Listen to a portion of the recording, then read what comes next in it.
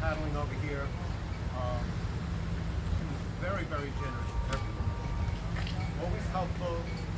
And we didn't see George for one day when we were out paddling. We said, "Where's George?" He just brought us smiles, happiness, pleasure to the beach, to the area, to everyone that he came in touch with.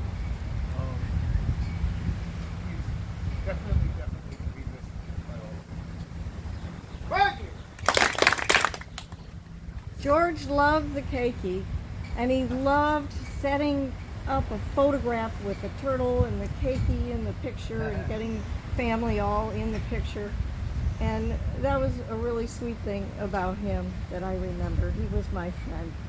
And he called me sis, and I loved that. And I thought I was the only one.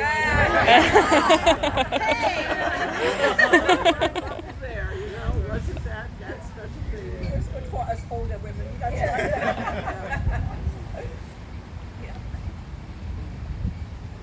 The first time I met George was the first day I paddled, and when I came back, George was on the, in the park at the table and made us a full breakfast on his campstone.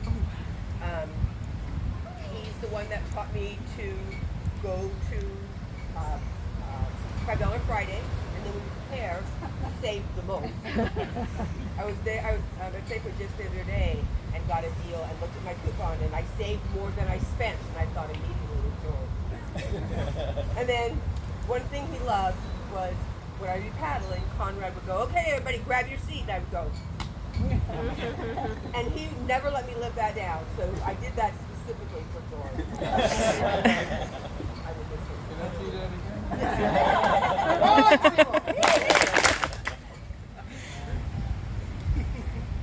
Aloha. This is for Grover and I. Grover's not here, unfortunately. He's in Oregon. But like a lot of us here, we first met George underneath the tree.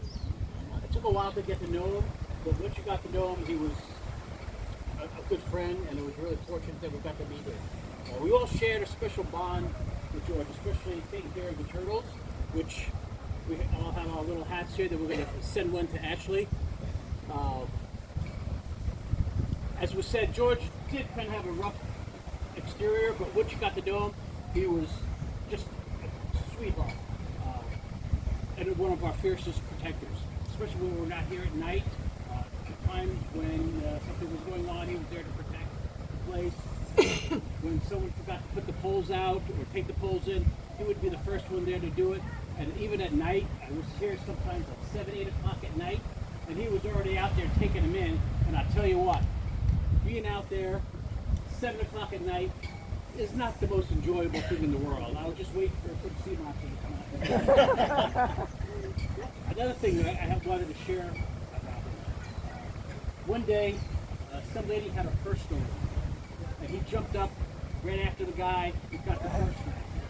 And that just showed his bravery and his compassion that he had. This was his family, as Will was saying. Often seeing him up on the dune, helping manage the turtles. It was second nature for him.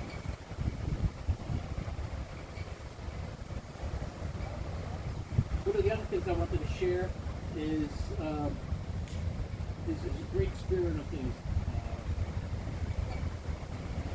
One morning, Vicente put the poles out just perfectly. He left. George came down, moved the poles all over the place. I got here before Grover. I freaked out.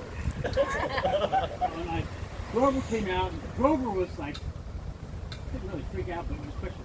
You know, and then also we turn around and George is up on the dune, just laughing. It was really one of the best things. For Grover, what Grover wanted to make sure I added is whenever Grover came down here, George was watching, and you could hear him just scream at the top of his lungs, "Hey, Grover!" And Grover was saying that it just meant so much for him to share that bond with him. So, mahalo nui to George. May you find peace in your journey through the rest of your times.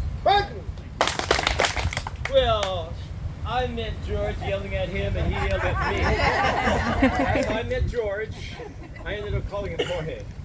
So I called him Jorge. And it was always a pleasure that Jorge would be here when I got here at 6:30 to work on the pool on the wall. He'd be there. And him and I for a while, before the polls came out, I knew George would take care of the home. I knew that he was watching him day and night, and he would tell me, he would check in with me in the morning and how he would catch people at nighttime. He would catch people in the morning time. And George had a way. Now, you must know that George is a retired staff sergeant in the United States Army vet. So when I first met him, I knew he lived on the dune. I said, hey, nice foxhole you got here. And he goes, hey, how do you know? I said, well, you look like a foxhole. You in the Army? He said, yeah. So he told me he's a retired vet. So that's where he gets that staff sergeant bellowing presence. And it was always a pleasure to be around him. And it's right. Him and I, we had some beautiful times together. He talked Raiders with me. He loved the Oakland Raiders. I told him they're Las Vegas Raiders, so you really can't be Oakland Raiders. And he would get down on me and my 49ers, and we would have a fight. Then he offered me some sausage, or chili mixed with sausage and corn, and whatever he could mix up. He always would offer you food. Yeah, good stuff. And he would always offer me sweet things. He would get buns and stuff and offer it to me. Of course, I ate it with my coffee. But what I'll miss about George is that I can always depend on him. I came down here in the morning time, and for a while it was doing the wall and trying not to do the Honu, but I couldn't help it. And then when George took over, it was like my guardian angel came. And I always knew that when I came down, he'd be here.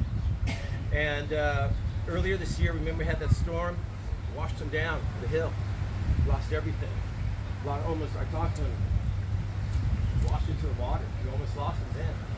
So I said to myself, oh shoot, George, you better find a better foxhole, you better hit high ground. So he did.